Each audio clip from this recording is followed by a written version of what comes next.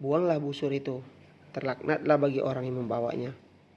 Jangan lupa di komen ya, subscribe dan like. Assalamualaikum warahmatullahi wabarakatuh. Jumpa lagi dengan saya. Sesuai dengan janji saya kemarin, insya Allah hari ini kita akan membahas sedikit tentang buku Pusaka Ilmu Memanah dalam Islam, karangan dari Qori Akmizan atau Habib Qori, mengenal lebih jauh piranti dan teknik memanah dari manuskrip kuno Al-Ida fi Al-Rimayah. Sebelum kita mulai, terlebih dahulu kita sama-sama berserah diri kepada Allah Subhanahu wa taala. Mudah-mudahan ilmu yang kita dapatkan menjadi berkah tersendiri bagi kita semua yang mempelajarinya. Pertama kita mulai buku dari cover. Buku ini dari covernya sangat menarik ya. Ada logo, ada panahan tradisional, kemudian juga tulisan timbul seperti yang kita ketahui. Di buku ini mewah nih. Terus kalau kita berbicara dari cetakan, ini merupakan cetakan pertama di tahun 2020 pada bulan Februari yang diterbitkan oleh Al-Wafi Publishing Solo. Sudah ada ISBN-nya.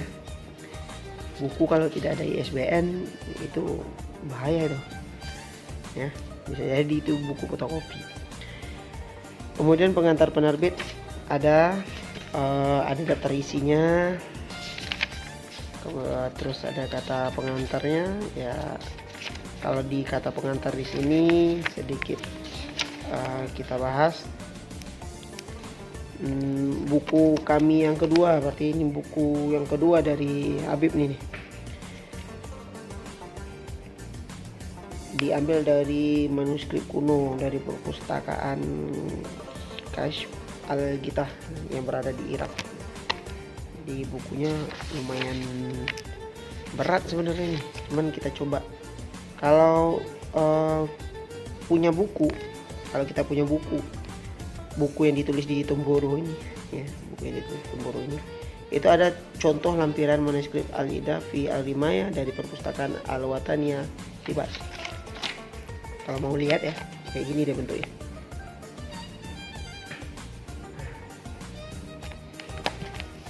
Tulisannya Arab semua. Saya nggak pandai, bukan alumni pesantren. Dan kita coba bahas satu persatu dari bab ke bab. Kalau di sini di buku ini ada 4 bab ya, tapi kita coba bahas pertama tentang busur panah. Bagi yang belum mengetahui ya, bagi yang belum, mungkin banyak yang belum mengetahui tentang busur panah itu, sebenarnya Rasulullah SAW pernah melihat sebuah busur ya. Kita berbicara busur langsung, sebuah busur Persia dalam satu pasukan yang beliau kirimkan. Beliau bersabda, buanglah busur itu, terlaknatlah bagi orang yang membawanya. Itu beliau memberi isyarat pada busur Arab seraya mengatakan, karena inilah, ketika melihat busur Arab itu Rasulullah mengatakan, karena inilah, dan tombak ya, karena inilah, kemudian diperlihatkan tombak, dan tombak Allah akan menguasakan negeri-negeri untuk kalian, dan Allah akan menolong kalian atas musuh-musuh kalian. Jadi Rasulullah SAW itu sebenarnya dulu ketika pertama melihat ya, pernah melihat busur Persia yang dibawa oleh pasukan, Rasulullah melarang. Itu tidak boleh, kata Rasulullah. Terlaknatlah bagi kalian yang membawanya. Nah, nanti kita akan bahas busur Persia yang dimaksud ini. Tapi kita bukan bermaksud menjustifikasi bahwasanya busur ini bagus, busur ini tidak. Nah, ini kita sekali lagi kita mencoba membahas bukunya Habib Qori. Apa keutamaan busur Arab?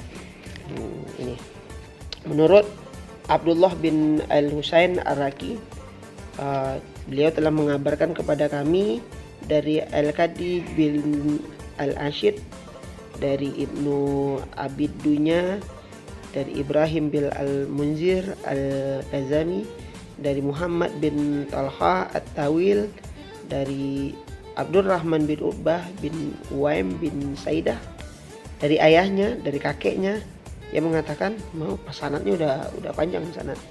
Rasulullah pernah melihat sebuah busur Persia dalam satu pasukan yang beliau kirimkan. Beliau mengatakan, buanglah busur itu. Nah, jadi yang hadis yang pertama tadi itu sanadnya panjang. Nah, buanglah busur itu, terlaknatlah bagi orang yang membawanya. Jadi busur Persia, kata Rasulullah, terlaknat orang yang membawanya di masa itu. Kemudian Rasulullah SAW mengatakan, karena dengan busur Arab, jadi ada busur namanya busur Arab, Allah akan menguasakan negeri-negeri untuk kalian.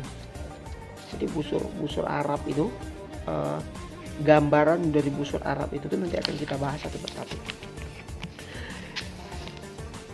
Lanjut, apakah boleh menggunakan busur Persia yang tadi dikatakan oleh Rasulullah oleh Abdullah beserta sanad-sanadnya?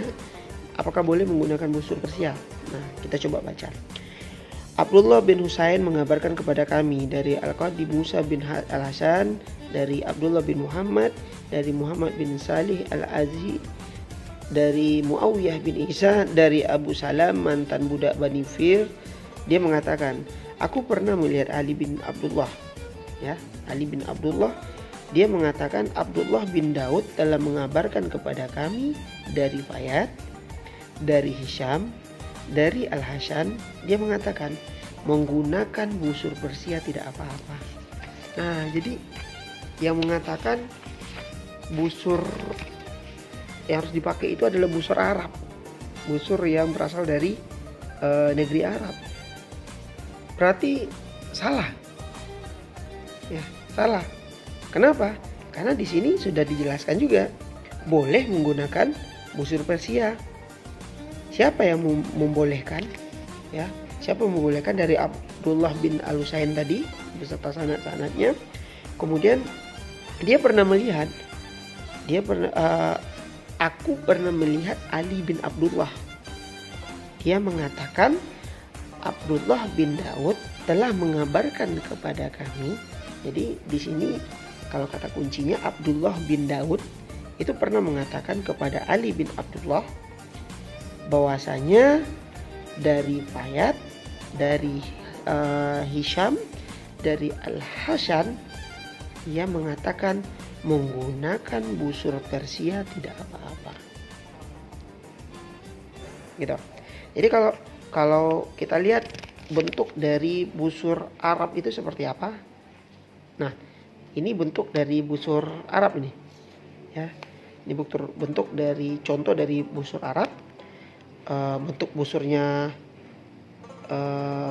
Sayyidina Sa'ad bin Abi Waqqas seperti ini, yang terdapat di Museum Madinah. Ini bentuknya. Kemudian busur Sayyidina Sa'ad bin Abi Waqqas ini adalah busur yang saat sekarang masih terjaga di Museum Madinah. Museum Madinah. Nah, ini bentuk contoh-contoh dari busur Arab. Kemudian busur Persia itu seperti apa? Nah, ini busur Persia. Ini bentuk dari contoh dari busur Persia. Ini ada hornbow Persian, ada bentuk seperti yang lazim kita lihat lah, bentuk-bentuk busur yang lazim kita lihat. Kemudian kita lanjutkan sedikit. Abdullah bin Husain telah mengabarkan kepada kami dari Al-Qadi bin Al-Ashib, dari Ibnu Abid Dunya, dari Muhammad Idris, dari Isa bin Musa, dari Bari, yang mengatakan, aku melihat Imam Ad-Darda bin Mazahim memanah menggunakan busur Persia. Jadi ada dua sekarang nih. Kemudian Abdullah bin Husain mengabarkan lagi kepada kami dari Al-Qadi dan seterusnya. Ia mengatakan, Imam Sufyan Ats-Tsauri pernah ditanya mengenai busur Persia. Bagaimana jika busur tersebut lebih menggentarkan hati musuh dan lebih efektif melumpuhkan mereka? Dia menjawab, menggunakannya tidak apa-apa. Jadi bukan bermaksud untuk menjustifikasi apapun pada hari ini. Menurut pendapat saya pribadi yang juga awam atau yang baru di dunia panahan, terutama panahan tradisional, berarti menggunakan busur Persia itu tidak diharamkan. Memang Rasulullah Shallallahu Alaihi Wasallam pernah mengatakan bahwasanya terkutuklah, biar tidak salah, terlaknatlah bagi orang yang membawa busur Persia itu. Karena apa? Karena busur Arab dan tombaklah yang akan menolong kalian atas musuh-musuh kalian. Itu kata Rasulullah.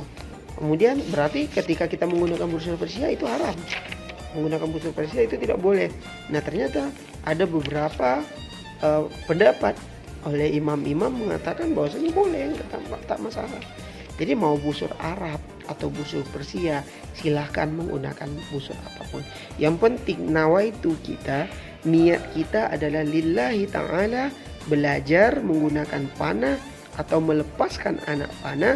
Bismillahi Allahu Akbar, untuk melepaskan anak panah itu dengan niat supaya setan-setan yang ada di diri kita bisa hilang.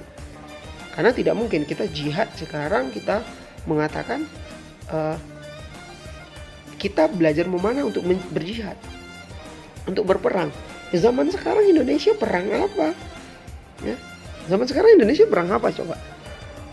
Nggak ada perang, tidak terjadi perang apa-apa.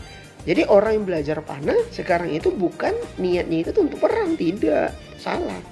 Orang belajar panah sekarang lillahi ta'ala, niatnya adalah untuk pertama olahraga, meningkatkan olahraga sunnah yang disampaikan oleh Rasulullah, ya. Karena olahraga yang disarankan itu kan 3. Memanah, berkuda, berenang. Ya. Memanah, berkuda, berenang. Kalau kita berkuda, berapa ratus juta yang harus kita keluarkan. Kalau kita berenang, ya mungkin tidak ada sungai di dekat kita. Ya. Kalau berenang jauh, sungai jauh, laut apa lagi. Nah, memanah yang lebih enaknya itu adalah memanah. Dan ketika kita memanah, ya, kita melancarkan panah, setidaknya ada beberapa otot yang kita sudah ajak bergerak. Otot lengan, otot jari, dan lain-lain sebagainya. Jadi untuk itu siapapun kita, ya, apapun profesi kita, bagaimanapun kita, ya, marilah kita sama-sama memanah. Dan ingat, nawaitu memanah itu bukan nawaitu untuk jihad, maksudnya untuk berperang. Tapi nawaitu memanah itu adalah nawaitu untuk jihad, berperang melawan syaitan, melawan kebatilan, melawan para syaitan-syaitan yang ada di diri kita. Karena apa? Kalau kita melepas anak panah dengan cara menarik string atau tali, kemudian kita tarik ke belakang sampai anak panahnya, ya, sampai anak panahnya pada posisi, kita fokus, ya, kita perhatikan betul target-targetnya, kita usahakan kena di titik sasaran tertinggi, maka di saat itu insya Allah setan-setan sudah keluar dari diri kita. Terlepas mau menggunakan panah Arab atau panah Persia. Kalau bahasa sekarangnya, terlepas menggunakan panah busur horsebow tradisional maupun busur barebow, busur standar bow, busur rikep, busur kompon, yang jelas nawaitu kita adalah memanah, karena konsentrasi kita akan sama di situ. Jadi marilah saya mengajak kepada kita semua yang mungkin sudah hobi memanah, jangan pernah kita tinggalkan panah. Banyak ilmu yang akan kita dapatkan dalam panahan ini. Ya, jangan kita tinggalkan panah. Karena apa? Kalau kita tinggalkan panah, sangat rugilah kita. Banyak hadis atau dalil atau ungkapan yang mengatakan bahwasanya orang yang sudah belajar memanah kemudian meninggalkan panahnya itu sama dengan orang itu keluar dari Islam. Nah, tapi kita jangan sampai nauzubillahi min zalik, kita jangan sampai ke hal yang seperti itu. Cukuplah kita fokus untuk memanah, marilah kita belajar memanah, marilah sama-sama kita memperkenalkan panah kepada generasi-generasi muda kita, karena panah tidak mengenal usia. Panah boleh dipakai oleh dari yang kecil sampai yang tua. Kalau main bola, kalau sudah umur 40 udah ngos-ngosan. Ya, kalau main main badminton, kalau badan udah berat 100 nggak bisa loncat. Tapi kalau memanah, orang kurus, orang gendut, orang kecil, orang besar, orang pendek, orang tinggi, mau kaya atau miskin, semuanya sama. Jadi demikian dulu pembahasan kita di pengantar tentang buku dari Pusaka Ilmu Memanah dalam Islam. Insya Allah akan kita bahas lagi. Kita akan mencoba mereview pelan-pelan dengan bahasa kita, dengan cara pemikiran kita, supaya kita tidak sesat mengatakan ini haram, ini halal, ini yang boleh, ini yang tidak. Demikian dari saya. Assalamualaikum warahmatullahi wabarakatuh.